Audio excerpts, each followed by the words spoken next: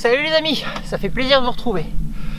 Il y a quelques mois, comme vous le savez, j'ai acheté une nouvelle roue, une Monster, cette Monster là, pour m'accompagner dans mon voyage en Écosse, en plus de mon iconique Tesla. Mon choix s'est porté sur la roue la plus grande, la plus lourde, la plus monstrueuse jamais construite. J'ai nommé la Goatway Monster. Avec 2400 Wh de batterie, une roue de 22 pouces, 32 kg sur la balance et 130 km d'autonomie annoncée, elle porte bien son nom, c'est un véritable monstre. Mais qu'en est-il au bout d'un petit millier de kilomètres sur cette roue? Est-ce qu'elle tient ses promesses? C'est ce qu'on va découvrir ensemble aujourd'hui. D'abord, un petit rappel de la situation. J'ai acheté cette roue pour m'accompagner dans mon voyage en Écosse en van.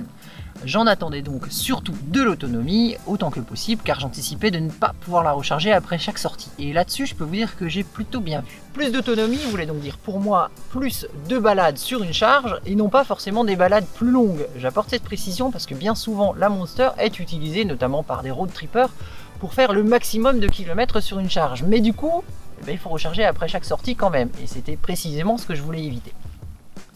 Ceci étant dit, elle est comment cette Monster alors? Comme partout, il y a du positif et du négatif. Commençons par le positif. Le point fort de cette roue, évidemment, tout le monde s'en doute, c'est l'autonomie. Sans surprise, on peut faire beaucoup de kilomètres sur une seule charge. Alors pas forcément 2,5 fois autant que la Tesla, puisque globalement le ratio est d'avoir le double de batterie, mais largement assez pour éviter complètement le stress de la panne sèche au cours de la balade s'il y a un petit imprévu. Et ça, c'est extrêmement confortable. De mon côté, j'ai pu faire entre 2 et 3 sorties sur une seule charge, donc plutôt pas mal. Je dirais que de ce côté-là, mission accomplie. Un autre point fort, c'est le confort de glisse. Et oui, malgré le gabarit imposant de cette roue, c'est un véritable tapis volant. La grande roue, évidemment 22 pouces, passe vraiment bien sur les imperfections de la route. Je parle pas des gros nids de poule, mais sur une route un petit peu accidentée, elle est beaucoup plus agréable à conduire qu'une roue plus petite. Là-dessus, c'est un régal. La grande roue augmente aussi la garde au sol, c'est-à-dire la hauteur des cale-pieds, ce qui permet un franchissement d'obstacles avec un peu plus de sécurité. Alors évidemment, avec modération, parce que si la pédale tape, c'est la gamelle assurée, mais ça vaut pour toutes les roues.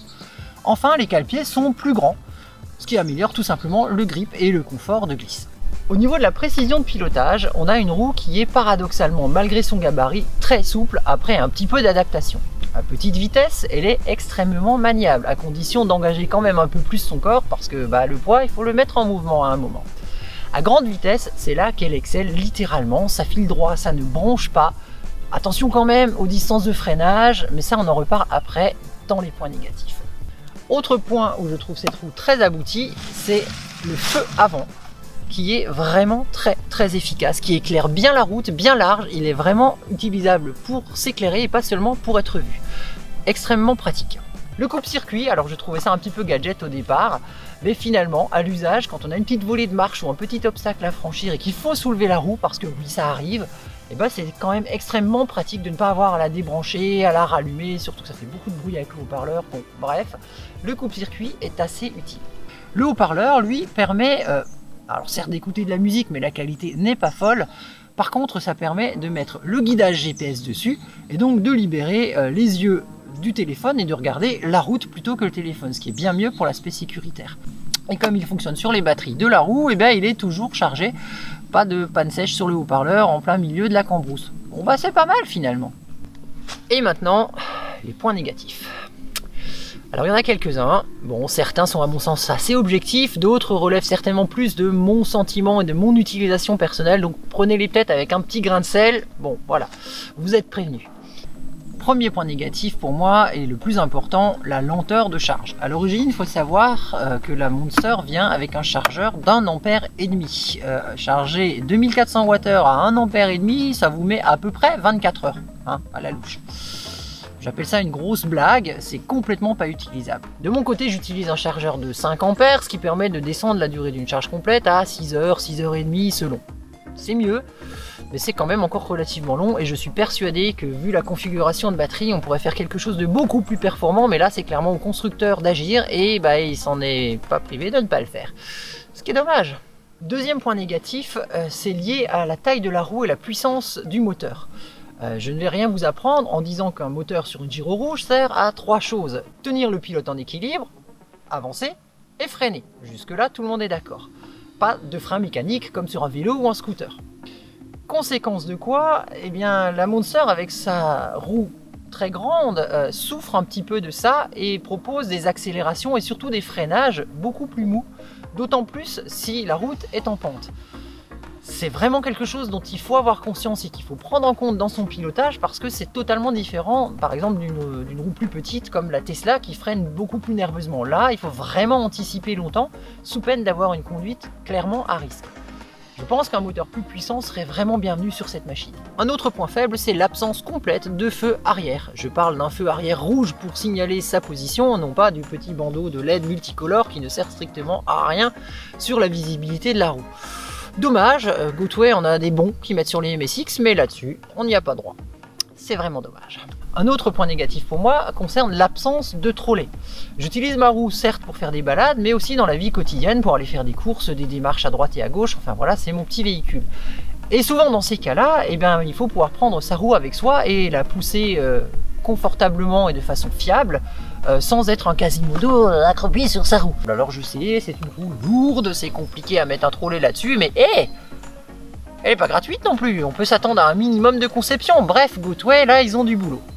Les deux derniers points négatifs sont évidemment le poids et l'encombrement de la bête. Bah oui, elle fait 32 kg, donc à un moment ou à un autre, ça va vous embêter. Par exemple, si vous avez un pote qui habite au 4e étage sans ascenseur et qu'il faut monter là-haut avec la roue, vous allez changer de pote. D'autant que le petit coupe-circuit, qui aussi pratique soit-il, est assez peu ergonomique et vous taillade littéralement la main quand vous soulevez la roue. Ce qui rend la chose encore plus désagréable, c'est vraiment détestable. Au niveau de l'encombrement, ça prend beaucoup de place. Si on veut la mettre dans un coffre de voiture par exemple, il faut vraiment prévoir la place qui va avec parce que c'est très très gros. Et je vous parle même pas de la soute de Marcel. Voilà, je sais, ça fait beaucoup de négatifs. Alors comme je vous disais, il y en a certains qui sont un petit peu plus subjectifs que d'autres. Bref, vous ferez votre propre conclusion avec toutes ces infos. Mais je pense que vous avez de quoi réfléchir sur la Monster. En attendant, voici la mienne de conclusion. Je pense que la Monster est une roue absolument formidable pour qui veut rouler loin, longtemps et confortablement. Il faut vraiment la voir comme un véhicule et non pas comme un moyen de transport complémentaire, au contraire des petites roues. En d'autres termes, c'est l'exact opposé de la définition des EDPM qu'on a dans notre décret qui nous est tombé dessus en octobre. C'est un peu embêtant. Notons quand même que la roue est, à mon avis, largement perfectible sur un certain nombre de points dont on a déjà parlé, notamment la vitesse de charge, l'absence de trolley et l'éclairage arrière, qui gagneraient vraiment à être améliorés. Pour mon utilisation en mode nomade, par contre, je trouve que les points négatifs l'emportent quelque peu, notamment sur le poids et l'encombrement, et surtout sur la lenteur de charge. Je m'explique. Je savais bien que cette roue était particulière et que j'avais fait le pari que les inconvénients allaient être gommés par les avantages de la roue. Malheureusement, eh bien, la recharge, elle prend le temps qu'elle prend. La roue pèse ce qu'elle pèse. Notamment quand on est dans des balades un petit peu compliquées, bah souvent il faut porter la roue sur 50 mètres, sur 100 mètres, il faut gravir des côtes pas possibles. Et là, les 32 kg du parpaing, vraiment, c'est un enfer. La durée de charge, 6 heures, c'est un peu long pour aller juste passer dans un bistrot et squatter une prise pendant qu'on boit une bière. Je terminerai alcoolique avant d'avoir fait toutes les charges de la Monster. Donc tout ça, ce sont des choses qui s'accumulent et qui font que elle est super, mais elle a des inconvénients et cela, je ne sais pas exactement comment les corriger. Bref, j'espère que cette vidéo vous aura permis de mieux cerner cette roue, peut-être de vous décider à en acheter une, peut-être au contraire de vous faire réfléchir à deux fois. En tout cas, c'est une roue extraordinaire à piloter dans certaines situations et franchement casse-pied dans d'autres. Bref, choisir une Monster, c'est pas choisir n'importe quelle roue. Allez, sur ce, je vous dis à très bientôt pour une nouvelle vidéo. Ah, ciao, bye bye!